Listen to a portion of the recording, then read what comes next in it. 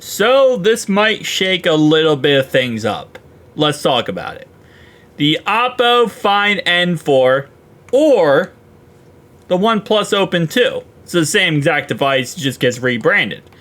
With that being said, rumors right now are it's not coming out into one or two things. It's not coming out until the end of this year, which usually Oppo releases the N4, well, N2, N3, they release around October, December time period. Or it's going to be coming out early next year. Because the fact that the platform is changing, and this could be one of the first phones on that platform. Which is better batteries, also can be thinner, etc., right? Which completely... I don't know how I feel about this.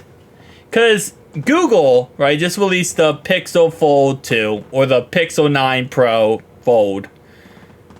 I hate that name, to be honest, but I picked up the phone, by the way, guys. I'm going to have an unboxing and review of that phone in a couple weeks. Just a little side note here.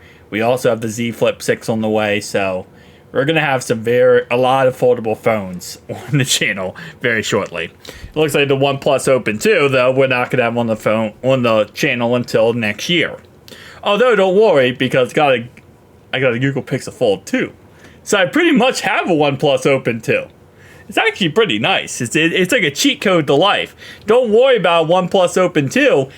I got myself a Google Pixel Fold 2.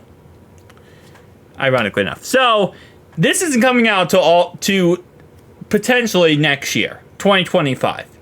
Which, when this does come out, because it's supposed to be, right now the rumors are March of next year. That's going to be right around the corner from when the Pixel Fold 3 drops. And by that time, we already have the Tensor G4 chip in the Pixel Fold 2. We're about to have, like, the most crazy, insane G5 chip in the Pixel Fold 3 coming out right around the corner when this phone is coming out. Even on a new platform, it is what it is. With probably a Snapdragon 8 Gen 4 processor.